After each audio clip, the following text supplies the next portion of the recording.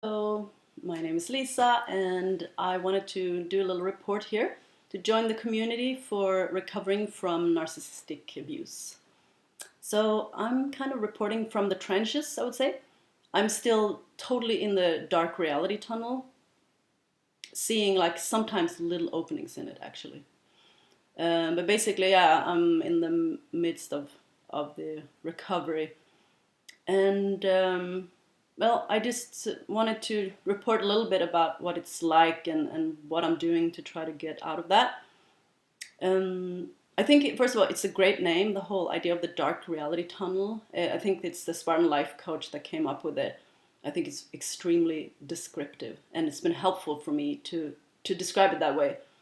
It kind of makes sense, and it helps me to go, okay, well, it makes sense that I feel so bad because I'm in that place of the dark reality tunnel. And basically, Sam Vaknin talks about how the codependent, which I identify as, their reality is black and white when they're alone and or without the narcissist. And then when a narcissist comes into a codependent's life, which would be my life, I can relate to this so much, then everything becomes color and everything becomes bright. It's like waking up. It's such a relief.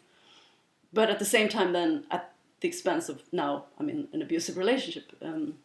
So I've decided to that it has to stop and I have to heal, because I don't think physically that I would actually survive another abusive relationship. It would probably be just not possible. So I'm voluntarily choosing to stay in the dark reality tunnel and to stay in this black and white reality, because partly because I've taken the red pill, and the red pill is watching the video 20 Signs You're with a Covert Narcissist. That's the red pill. So don't watch that video if you want to stay in the matrix. But I understand now what's happened and what's going on. And so partly I feel like there is no going back, but partly I feel like, well, yeah, there is. I could choose to just minimize and ignore and just choose to be in an abusive relationship again. And I often wish super badly that I could take the blue pill.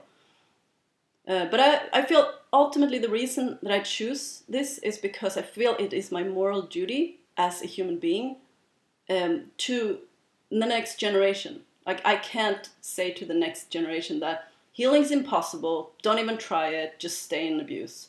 That's not good enough, and I can't do that. I could easily do it to myself, but I can't do it to other people, to the next generation. I feel like I have to try to heal. The problem is, like, entering another relationship with an abusive narcissist would be, it's certain death, but it may take maybe 5 years or so. But staying alone, it feels like certain death, but there is a small theoretical chance of recovery. I mean, I don't believe that I can heal. I really, truly don't. But I've been watching the Spartan Life Coach, and he seems pretty convincing, that he claims that it's possible to heal. So I'm thinking, why not try? It's better that I try. Maybe I'll try for, 5 years or so, and then I'll reconsider. But I definitely think it's my responsibility to try to heal. So basically, if I can heal, then there's some meaning to my suffering, because I don't want anyone else to have to live the kind of life that I've lived. It's not something it's not okay. So therefore, I mean, I feel like my quality of life is really low when I choose to not be in an abusive relationship. It feels a lot higher when I'm in that kind of relationship. But of course, it's a dead end. It doesn't lead forward. It only leads backwards.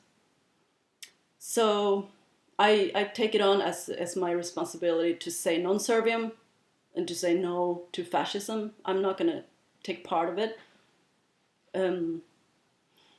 So this is why I'm trying. So basically, the last discard was 3 years ago.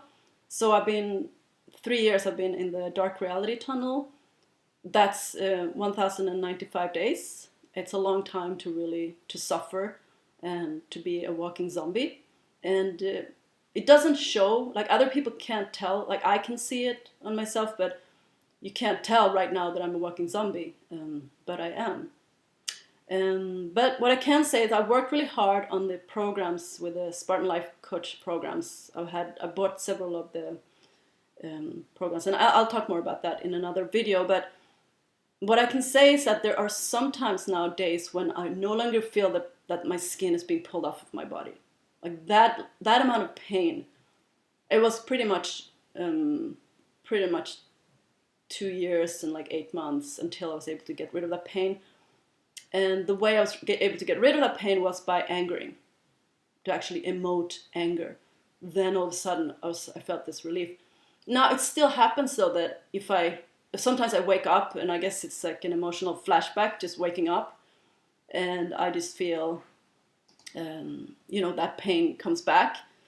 And at those times, I just feel incredible rage and incredible obsession. I want justice. I want to scream. I want to make it stop now. Obviously, because that is incredibly painful. So of course I'm going to feel rage when I'm in that much pain. But basically, I've come to realize that I can't just expect huge improvements. I have to look at the small changes. And so one of the things I was doing today, I was watching one of the Spartan Life Coach videos. It's about how to heal from PTSD. And he talks about getting in touch with your emotional state, that this is really important in order to heal. So one of the things to do is to Google like adjectives that describe feelings. So I did that, and I described a couple of my feelings. Then I had to go to the grocery store. And all of a sudden I was totally aware of just how much my alarm system is going off all the time. There were like 3 men walking next to each other, and I just felt so angry and just like ready to fight. I was like, you guys are gonna jump me and I'm gonna fucking defend myself. But nothing happened, and I kept biking by. And then later on I was walking with my bike on the sidewalk, and a car came up behind me, like just driving on the street. And I was immediately like adrenalized, ready to fight, and just feeling like, what's up? What are they doing? Are they going to attack me? Are they going to, what's going on? And there was this car driving by. And then I realized that that's the level of like adrenalized that I am. That's how much my alarm system is firing off at unnecessarily at the wrong times. And that's how amped up I am because of emotional abuse. Okay, I wasn't beaten, so this is purely, there was no car involved in attacking me. 3 men did never attack me. But still, that's what emotional abuse will do. And I think that's, all of society has minimized the effects of emotional abuse. And that's why I think it's really important to be part of talking about how to reduce the effects of this. So yeah, that was my first video, and I'll talk a little bit more about how I work with my complex PTSD. Thank you. Bye.